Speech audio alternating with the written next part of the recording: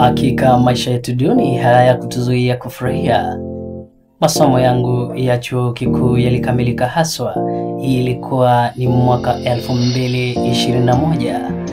Wakati ambapo tulikutana katika chumba changu cha kupanga kule mjini Kasarani. Mji huu ulikuwa karibu na jiwe kubwa lililojulikana kama mwisho wa dunia. Jiwe hili lilisimuliwa kwa vizazi vya awali na vizazi vya kidijitali kuwa jiwe hili lilikuwa na urefu kilomita 173 jinsi walivyopambanya na kupambanua wapambanuzi. Mbali na hili, mja yeyote angesimama juu yake angeweza kutazama ziwa Victoria jinsi shughuli za kuvua vishazi vya samaki jinsi zilivyoendelea. Kila adinasi aliyesimama kileleni mwa jiwe hilo alijiona kwamba yuko katika dunia tofauti na si hii kabisa.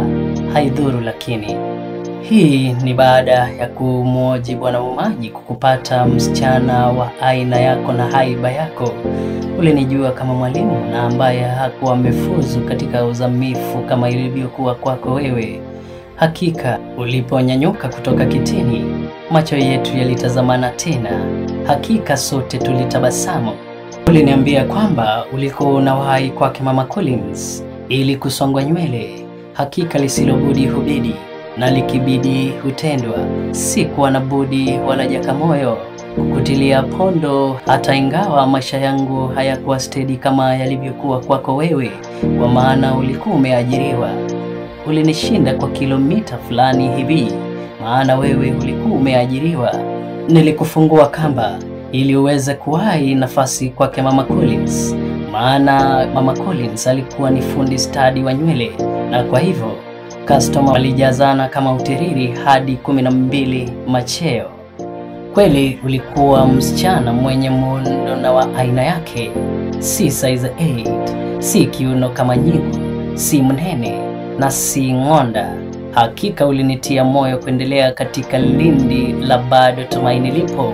Shukrani za dhati kwa wale ambao wanaendelea kusubscribe. Shukrani za dhati kwa wale ambao wanaendelea kunifuata katika mtandao wangu wa Facebook @DanielOmbati kwa mabano au parandesi nipate kama Damaria.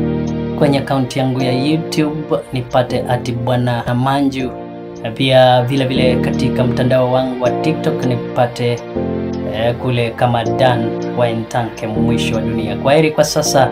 Endelea kufuata hadithi hii ya chozi la penzi na uache komenti yako pale ili tuweze kuendelea kupata moyo wa kukuletea sehemu ya 3, ya 4, ya 5, 6, 7, 8, 9, 10 na hata 11 na 12.